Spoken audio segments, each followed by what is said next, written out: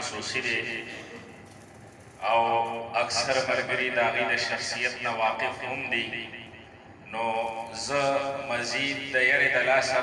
زیات الفاظ یا د هغې تعارف کیدای شي زه ډېر وړوکی سړی یم او ډېر وړې خولې والی یم کیدای شي د هغې شخصیت دپاره ما سره هغه الفاظ نه وي چې کوم الفاظو سره زه تعبیر وکړم او د ټولو نه غټه خبره چې په کوم حالت کې هغې دلته تشریف راوړلی دي نو انتهایي د کمزورۍ حالت دی څو ورځې مخکې د هغې اپریشن شوی دی او د هغې باوجود زموږ د حوصله افزایۍ لپاره هغې دلته تشریف راوړلی دی زما مراد حضرت مولانا ډاکټر شمس الحق حنیف صاحب دامت برکاتهم العالیه دی چې هغه زموږ د دې محفل مهمان خصوصي دی زه اوس میک هغې ته حواله کوم او د هغې د خپل صحت مطابق چې یو څو خبرې زموږ او تاسو دپاره د فایدې لپاره یو څو خبرې عرض کړي زه میک حواله کومه درخواست کومه زموږ او ستاسو مشر حضرت مولانا ډاکټر شمس الحق حنیف صاحب دامت برکاتهم العالیه ته چې هغې موږ او تاسو ته یو څو خبرې وړاندې کړي.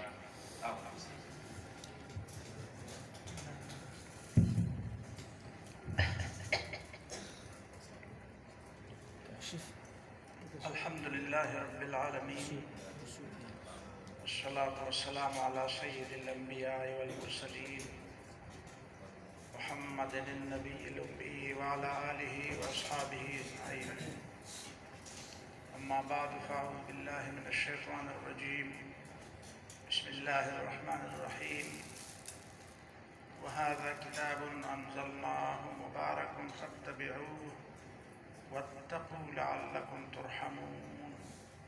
صدق الله العظيم. قابل احترام مشرانو کشرانو سامعینو دا ډېر مبارک مجلس دی او مونږه د الله د کتاب صحیح سي په مختلفو اوازونو او اندازونو او طرزونو واورېدې او دا د ایمان د تازګۍ سبب دی. دا څه اضافي کار نه و، دا څه زیاتي کار نه و، دا څه لایعنی کار نه و، همدا مقصد دی. قرآن په زړونو کې کېنول مقصد دی. او زه یو جمله د خپلو ملګرو ته ډېره په تاکید ویم چې په دې دور کې د داسې مؤمنانو ضرورت دی، د داسې مسلمانانو ضرورت دی چې د هغې په دماغو باندې قرآن او سنت سوري څو پورې چې موږ او تاسو قرآن او سنت په خپلو دماغو سور کړی نه وي نو موږ مطلوب مؤمنان نشو جوړېدی. عام طور باندې خلک په خلکو تبصره کوي چې د فلانکي په دماغ او په فلانکۍ خبره سوره ده، ته بله خبره کوې دی هم هغه خبره کوي. نو مؤمن به معیاري مؤمن او مطلوب مؤمن هله جوړېږي چې د ده په دل او دماغ باندې قرآن او سنت سوري چې خلک یوه خبره کوي دی هم د الله او د الله د رسول خبره کوي. کوم حدیث چې عام طور باندې خلک بیانوي چې الله دومره یاد کړي چې خلک درته لیونی ووایي، د هغې د سند په حواله خبره نه کوم، د هغې د مطلب او د معنا په حواله خبره کوم. د دې دا مطلب نه دی چې قرآن او سنت د خلکو نه لیوني جوړه کړي. خلک لیوني کوي، لیونی خو پرېږده، قرآن او سنت چې چا خپل کړي او څوک د دې نمونه وه هغې خو غیر سنجیده حرکتونه نه کړي. د ټولو نه زیات سمبل او نمونه الله دا کتاب عملی اگر رسول الله صلی الله علیه وسلم ورسول الله صلی الله علیه وسلم حد درجه سنجیده انسان بیا دا غینا بعد رسول الله صلی الله علیه وسلم صحابه کرام رضوان الله علیهم اجمعین صحابه کرام انتهایی سنجیده خلق دا غینا داسې فضول حرکتونه داسې لایعنی حرکتونه دا یو دشمن نشي ثابتولی نو قرآن په دماغ د سورولو یا د الله د ذکر دومره ذکر کول چې خلک ورته مجنون وایي د دې مطلب دا دی چې سړی به لایعنی حرکت کوي د دې مطلب دا دی چې د چا په دماغ به قوم سوري د چا په دماغ به دنیا سوري د چا په دماغ به مفادات سوري د چا په دماغ به استاد او شیخ سوري د چا په دماغ به ډله ټپله او امیر سوري خو مؤمن دې ته وایي چې دا په دماغ قرآن او سنت سوري بس خلق بنور خبرو ته خلق را متوجه کوي خلق د نور خبرو عظمت او دوی بیانوي کبریایی به بیانوي ده بد الله کبریایی بیانوي ده بد رسول صلی الله علیه وسلم د اخلاق او عظمت او دوی بیانوي نو دا مجلس په دې وجه باندې مبارک چې قرآن او سنت د الله رب العالمین کتاب طرف ته کافی توجه راوړل او بنیادی طور باندې خو تاسو علم دی او دې مجلس کې ډاکټر مختار صاحب د دې خوشاله په سلسله کې شریک شوی چې د دې دویم ماشوم کا شش مختار ختم قرآن او الله تعالی دې توفیق ورکړي د والدین لپاره الله تعالی دې صدقه جاریه وګرځي او د هر بچی لپاره د الله تعالی الله دعا قبول کړي چې بچی باندې بلا او د الله کتاب پیل دوی په خبره ورته دې سلسله کې دا اوسمه چې دا قرآن چې په مدرسه کې او په جمعه او په درسګاه کې ویل کېږي دا درسګاه حقیقت کې د انسانیت درسګاهونه دي بلکې زه به دا وایم چې په کار کې د انسانیت د تعمیر درسګاهونه دي او دا خبره نشم شولای ولن دا خبره دا چې رسول الله صلی الله علیه وسلم هغه محسن انسانیت او معیار انسانیت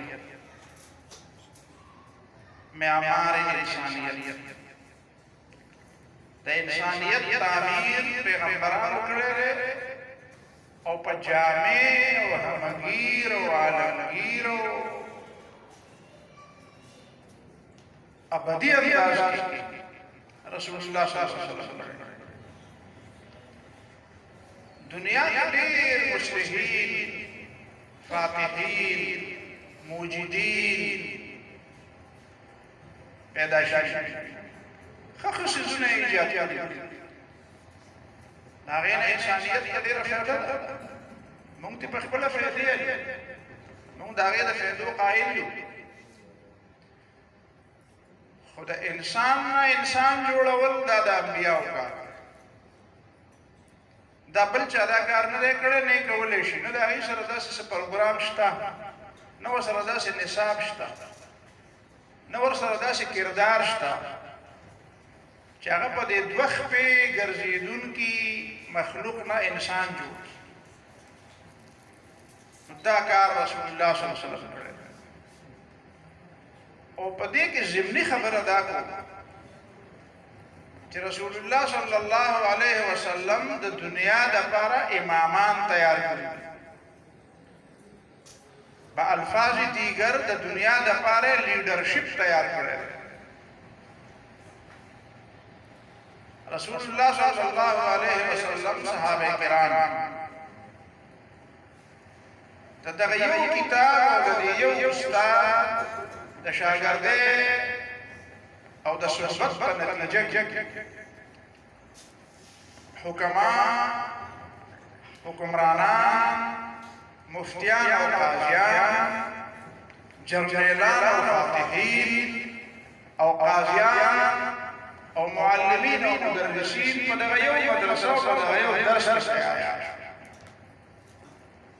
هم دغه یو درس کمال دا د یو قرآن او د یو پیغمبر د کردار کمال دا چې د هر انسان هغه پټ صلاحیتونه راښکاره او دا انفرادیت زخمی دا انفرادیت فنا نه خو د اجتماعیت لپاره پکار مونږ ډېر خلک داسې وینو چې هغوی د اجتماعیت لپاره د فرد فنا ضروري ګڼي خو دا د محمد رسول الله صلی الله علیه وسلم د تعلیم کمال دی چې فرد او د فرد تشخص فرد او د فرد حدود فرد او د فرد کمالات هغه زخمی نه کړو هغه فنا نه هغه د انسان نه رسول بلکې هغه د جلال نو د دې په وجود کې یو فرد د اجتماعیت لپاره مفید دی دا خپل یو تشخص د اسمان مستوي په شان ځلېدل اگر چې هغه اجتماعیت حصہ وا نن غم داله چې د اجتماعیت علمبرداران د اجتماعیت د مفاد د ګردان په سلسله کې د فرد د شخصیت او د خودي فنا کېدل ضروري او دا د قرآن او د سنت نه ناواقفۍ خبره دا دوه رسول ته پاتې جومات او مدرسې ته د انسانیت تعمیر او د انسانیت تعمیر لپاره د انسان انفرادي او اجتماعي حیثیت هغه پکار راوستل هغه د جلال دا یو خبره مخکې به موږ کوله ما په خپل درسونو کې ډېر اوس تقریبا ډېر خلک کوي چې مدرسې د انسانیت د تعمیر او د انسانیت د تعلیم مرکزونه زویر په دې جمله کې لږ ترمیم پکار دا مرکزونه دي دا د دې مقام دی خو کاش چې زموږ د دور مدارس او زموږ د دور مساجد واقعي د دنیا لپاره امامت او امامان تیار کړي چې رسول الله تیار رسول الله صلی الله علیه وسلم دا یو حدیث تاسو ته ذکر راوړل چې نبی رسول الله صحابه ته فرمایي الا كلكم راع وكلكم مسؤول عن رعيته خبر شي تاسو کې هر یو سړی راعي دی چرواها شپنکې بيزي او ګړې ساتونکي او د دې نه په دې تفصیل د دې سمانا یو ګډبا یو چرواها یو شپنکې په یو لخت باندې 500 ولا 500 ګړې بيزي مخې دا وایي د دې حدیث مفهوم او معنا دا چې مؤمنه کته چرواها نشوي کدار یو د انسانان تا یو منزل زلخ روان نو بیا به بل څوک راځي او دار یو بیا بل طرف مخه کوي او پاره کې بیا یوازې د اسلام او د ذمہ داري تشکیل او د ذمہ داري بلکې دار یو چې په غلطه لار روان احل القوم هم دار البوار جهنم دا هغې اخرنی ګټ دی چې دا به ورته پرېوځي دا دوزخ دی نو دا خپله ذمهداري پوره کړه اقبال په یو ډېر سوز په انداز کې په خپله دعا کې دا خبره کړې وه چې بټکے ہوئے آہو کو پھر سوئے حرم جنت بھٹکے ہوئے آہو کو پھر سوئے حرم جنت دا آہو دا صحرائی اسی دا صحرائی هرن دا چې د حرم نه بار راووته او دې ته هېڅ کور نه دی معلوم دا به ښکار شي دا به څوک ښکار کړي په حرم کې خو ښکار ممنوع دی دې لارښوونکي موسی ته د حرم لار وښایه چې دا محفوظ شي د دې د ژوند محفوظ په حرم کې نو راعي پیغمبر راعي ته نو ترمیم زما د خبرې دا ما دا ترمیم کړو چې دا د انسانیت تعلیمګاهونه او تعمیرګاهونه دي خو کاش چې دلته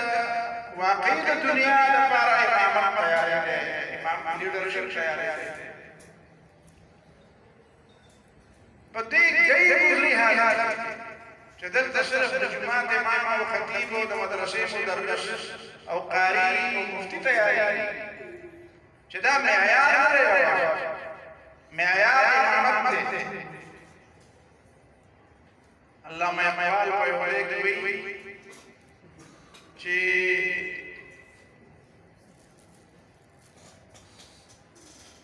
وایي شبې پیشې خدا بریس دا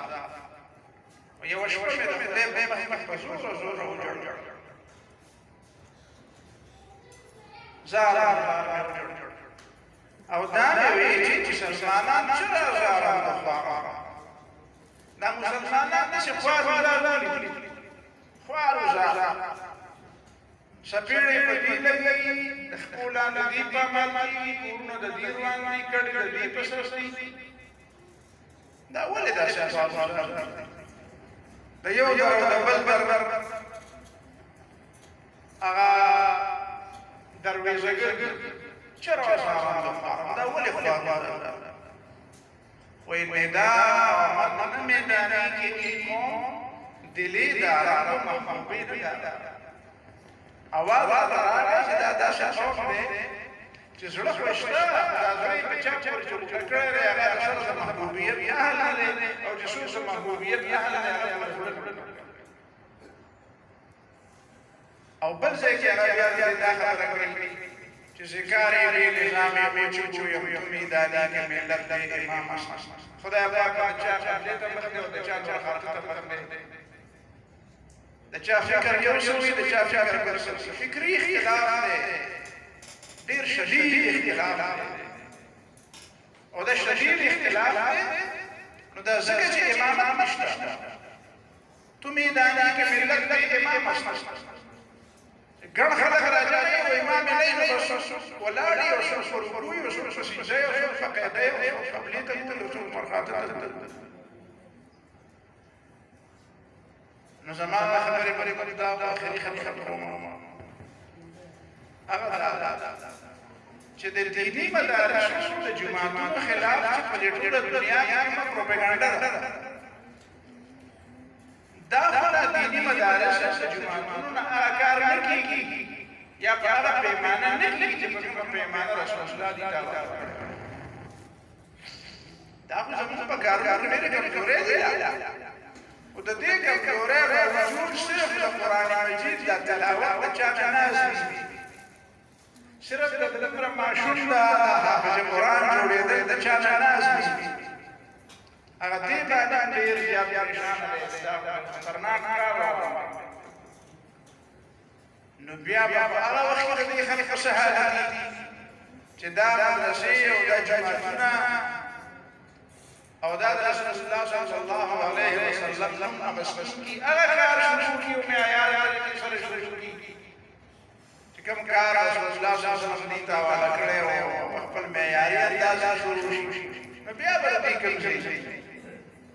خو بیا دا چې د الله تعالی دربار ډېر لوی دی او د توبې دروازه کلاو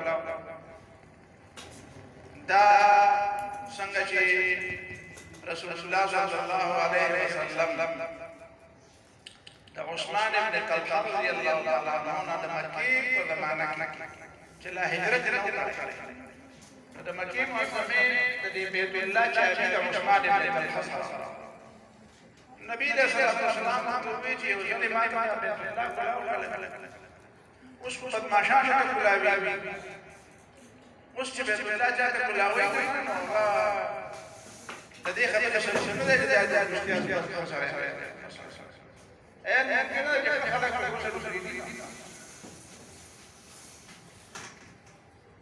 هغه یو شاعر احمد ته خلک څه نو ته یو شاعر ته چا راوست یو شعر پکې وی ازلې وی شاعر احمد لا اله الا الله د بیت الله دروازه موږ سبا ظالمانو لپاره کولاوي نیکان لپاره راکړم کولاوي هم د جاهلیت کې ورته جاهلیت جديد نبی له صلوات الله والسلام ته وی چې مال حضرت عثمان په مال چاچرا هغه ته ته صحابي ته بي دین شوه تعالی چاچرا نبی له سلام یو یو له چاچرا ما ملاش هغه دا واسطه د قریش د پاره ډیر بدای قریش ته تبش نبی له سلام دا د قریش د پاره ډیر او بیا فتح مکې په مقام باندې عثمان په عثمان یاد دا شاشه نظم دا وای چې کله د مسلمانانو اجتماعي نظام چې کله د مسلمانانو امامت قائم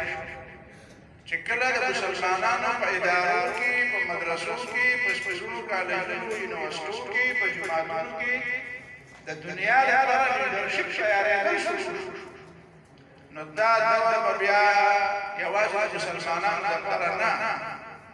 بلکې د ټول دنیا د انسانانو لپاره د ټول قومونو لپاره د نر او د ښځو لپاره د مزدور او د سرمایه‌دار لپاره د مغرب او د مشرق اوسېدونکو لپاره د تور او د سپینو لپاره د عرب او د عجم لپاره د خیر خوشحالۍ سوکالۍ او د برکت سبب وهذا كتاب انزلناه مبارك دا کتاب برکت والا کتاب دا چې الله تعالی د خیر او برکت لپاره راغلی فتبعوه پدې کې چې کوم احکام او کوم هدایات دا ومنه دې په روان شي وتقوا او په دې اتباع کتاب د الله نه يرغب دا الله يرغب شي نو لعلكم ترحمون تاسو به رحم الله رب العالمین موږ زمونږه د امت مسلمه چې څومره علم دې ټول او چې څومره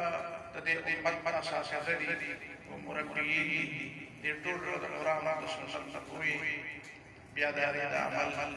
او د غیر او په نتیجه کې د دنیا د امامت او د دنیا د لیدرشپ تیار او توفیق ورکړي او زبیا د الله تعالی سره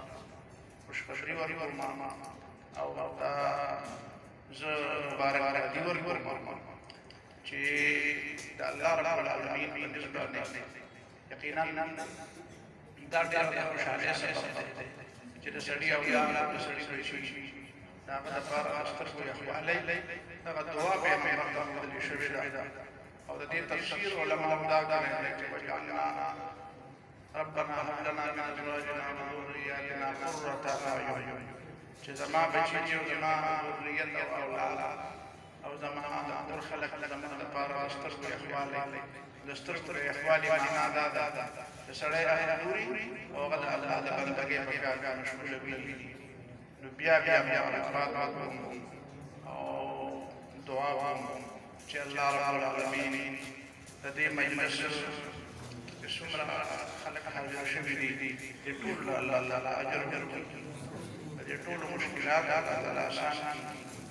د ناکار کارونو الله تعالی تاسو محفوظ کړي د شرطونو الله تعالی تاسو محفوظ کړي زموږ اولاد زموږ بچي محفوظ کړي د دې مجلس کې غالباً زنانه شریک دي هغوی د پاره دعا وکړي چې الله تعالی هغوی ته د خپل اولاد صحیح تربیت توفیق ورکړي. الہ العالمین موږ تاسو ته انسانانو ته محتاجین وساتي د کفر د غلبې او د کفر د ظلمت او د تیارو الله تعالی تاسو محفوظ وساتي. الله رب العالمین مسلمانانو له د قرآن او سنت د فهم د علم او پای باندې د عمل کولو توفیق ورکړي او علم العالمین د دشمنانو د یهودیانو د هندوانو د غیر مسلم مقابله د څومره د اسلام الله تعالی رب ناکام کړي او په داسې مجلسونو کې الله تعالی خیر او برکت پیدا کړي او سوچ چې په هغه شی الله تعالی ورکړي. ربنا تقبل منا انك انت السميع العليم وتب علينا انك انت التواب الرحيم. وصلى الله تعالى على خير